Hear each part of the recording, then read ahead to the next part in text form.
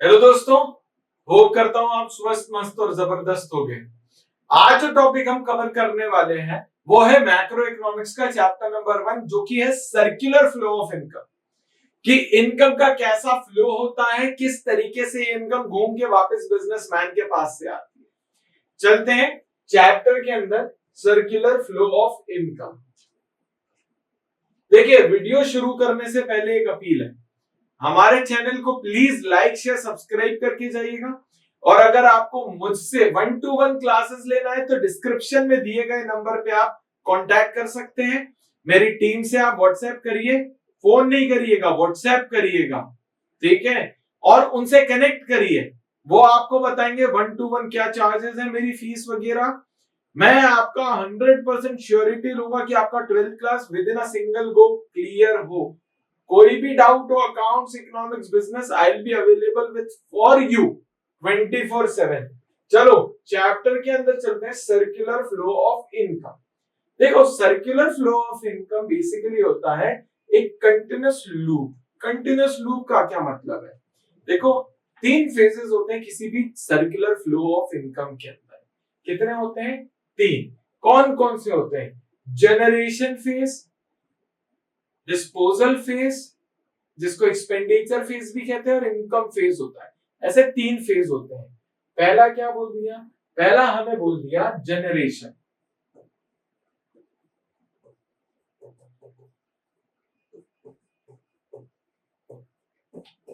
Generation phase में क्या होता है? किसी भी प्रोडक्ट को जनरेट किया जाता है, मैन्युफैक्चर किया जाता है, ठीक है। ये कंटिन्यूअस लूप से है।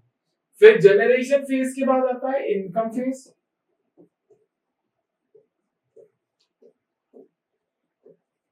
फिर आता है एक्सपेंडिचर फेज।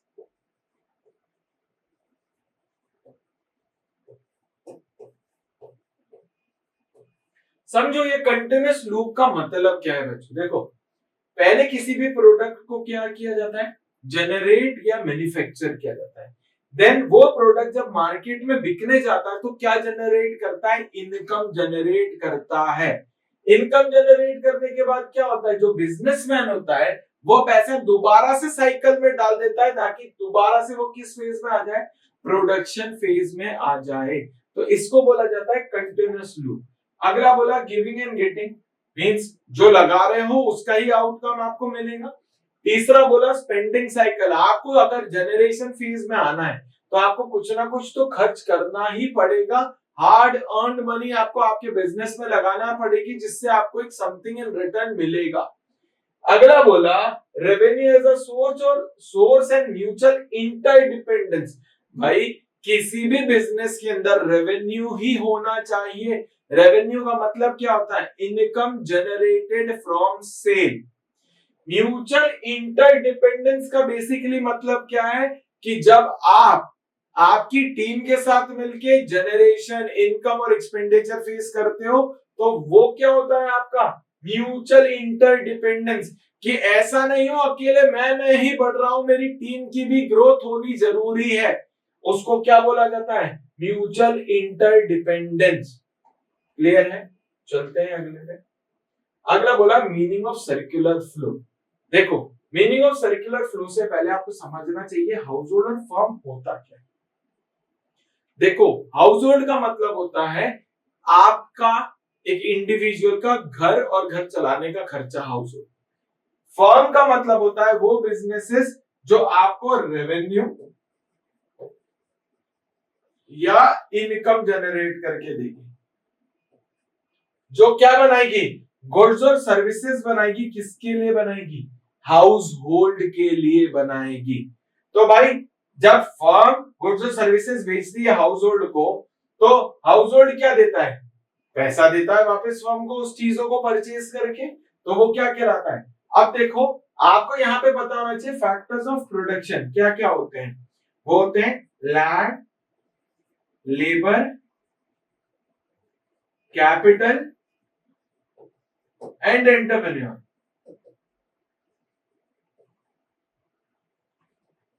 देखो, 4 होते हैं factors of production, land, labour, capital, entrepreneur. जब आप इनकी बात करते हो तो किसको रिप्रेजेंट कर रहा है?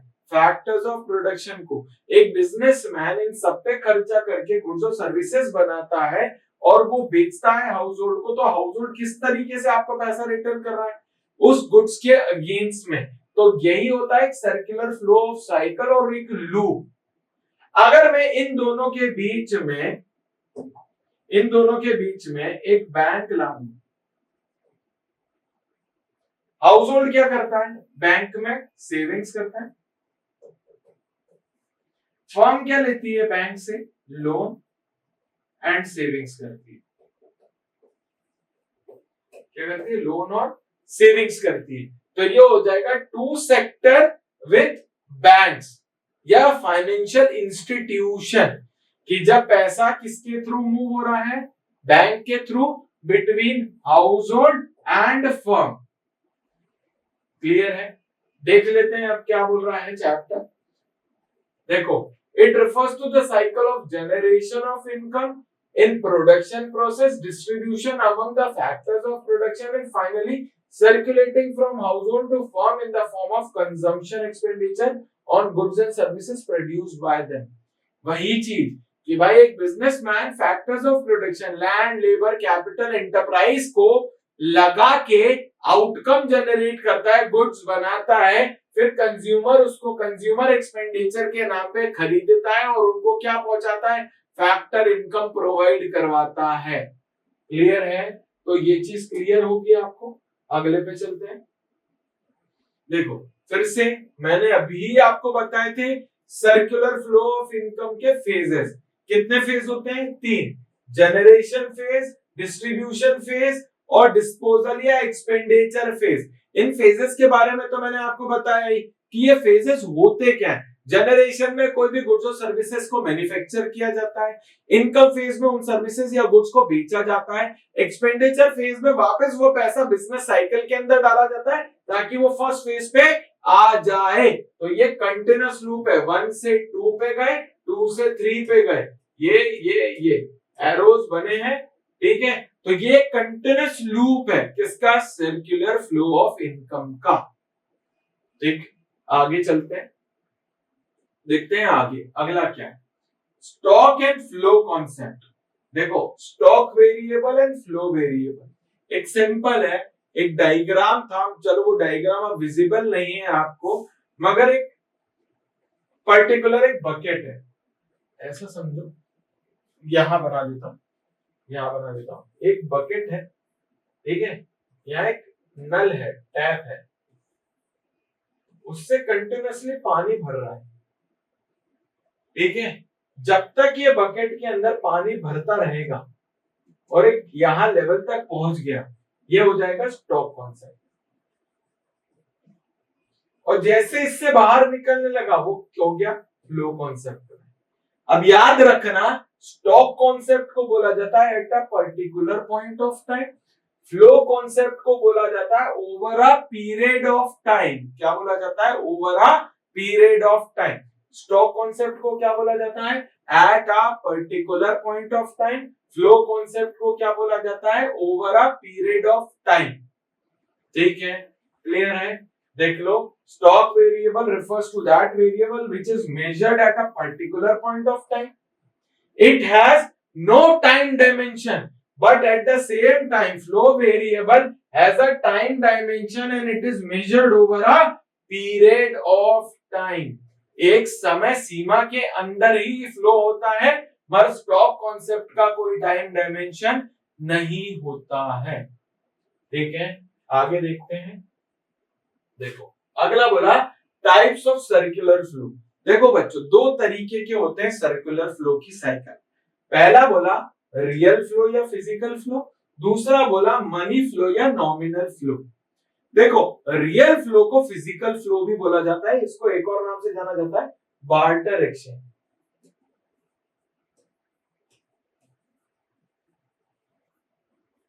जहां क्या होता है, गुड्स के बदले गुड्स का एक्सचेंज होता है, मतलब मीडिएशन में कोई पैसा एग्जिस्ट नहीं करता, बार्टर कहलाता है। In terms of my services I will provide you services, in terms of goods I will give you goods, ये हो गया बार्टर। वही मनी फ्लो को बोला जाता है nominal flow. In exchange of goods and services, money is involve. क्या बोला? In exchange of goods and services money is involve, it is what is called money flow. क्या कहलाता है? मनी फ्लो कहलाता है। अगला देख लेते हैं। देखो, फोर सेक्टर ऑफ इकोनॉमी बहुत ज्यादा इंपॉर्टेंट है बच्चों। देखो, पहला सेक्टर होता है हाउस होल्ड। हाउस होल्ड का बेसिकली मतलब क्या होता है? हम इंडिविजुअल और हमारे गृहस्थी से रिलेटेड जो भी चीजें आती है वो किसके अंदर आ जाती है? वो आ जाती है हाउस होल्ड के अंदर। दूसरा हो गया फर्म या प्रोड्यूसिंग सेक्टर, जो गुड्स और सर्विसेज किससे रिलेटेड बनाते हैं? हाउस होल्ड से रिलेटेड बनाते हैं। तीसरा सेक्टर हो गया गवर्नमेंट सेक्टर। गवर्नमेंट सेक्टर क्या करता है? जो प्रोड्यूसिंग सेक्टर है उनके ऊपर टैक्सेस, सब्सिडी, ये सारी चीजों की या तो सब्सिडी प्रोवाइड करेगा या तो टैक्सेस इंपोज करेगा। कौन करता है? Government sector. फिर हमारा फोर्थ सेक्टर हो गया फॉरेन सेक्टर, या फिर जिसको बोला जाता है रेस्ट ऑफ द वर्ल्ड। देखो, थोड़ा सा हैंडराइटिंग को इग्नोर करना। रेस्ट ऑफ द वर्ल्ड से क्या होता है? या तो इंपोर्ट होता है या तो एक्सपोर्ट होता है। क्या होता है? इंपोर्ट एक्सपोर्ट होता है। किससे? फॉरेन सेक्टर से, जो हमारा फोर्थ सेक्टर है। तो हमारी टोटल इकोनॉमी के अंदर कितने सेक्टर हो गए? 4। House hold, firm, government, rest of the world. कितने सेक्टर हो गए? टोटल 4 सेक्टर हो गए। हाउस होल्ड हो गया, फर्म हो गया, गवर्नमेंट हो गई, रेस्ट ऑफ द वर्ल्ड। याद रखना, बहुत इंपॉर्टेंट है क्वेश्चन। जब पेपर में आएगा एक्सप्लेन 4 सेक्टर्स ऑफ इकोनॉमी, तो आपको पता होना चाहिए कितने होते हैं? Household, firm, government, rest of the world. अगला, closed economy versus open economy. देखो भाई, एक चीज होती है, open economy means open economy to all, mean to world, जिसके अंदर चारों सेक्टर होंगे, household, firm, government, rest of the world. जैसे हमारा प्यारा भारत, ये हो गया ओपन इकोनॉमी।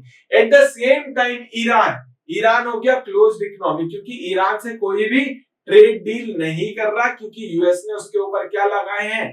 सैंक्शंस लगाए हैं। क्या लगाए हैं? सैंक्शंस लगाए हैं। इसी के कारण ईरान क्या हो गया? Closed economy.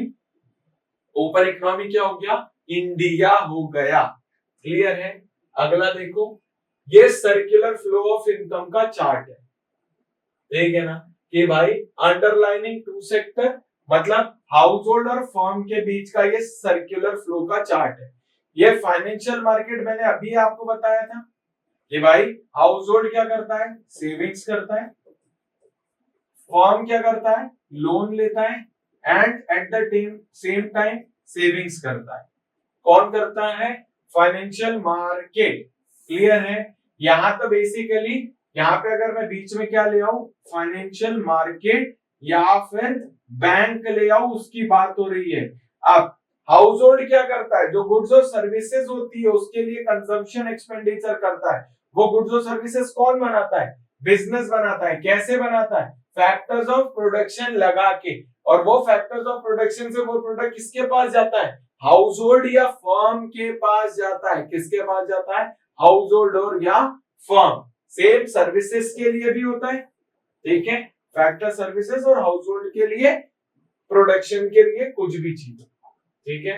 अगला देख लेते हैं, सिस्टमैटिक सीमैटिक लीकेज और इंजंक्शन। देखो भाई, लीकेज और इंजंक्शन का बेसिकली मतलब होता है जब आप सर्कुलर फ्लो साइकिल के बीच में से पैसा विड्रॉ करते हो, क्या कहलाता है? लीकेज। इंजंक्शन का बेसिकली मतलब होता है जब आप एडिशनल कैपिटल बिजनेस में लगा देते हो, वो क्या कहलाता है? इंजंक्शन। ठीक है? क्लियर है? हाँ? अगला, बस इसी के साथ यहां हमारा चैप्टर नंबर 1 कंप्लीट होता है। साथ ही साथ फिर से अपील है, हमारे चैनल को लाइक शेयर सब्सक्राइब करके जाइए। और मैं नवीन संदाने आपसे अलविदा लेता हूं। इसी के साथ साथ थैंक यू।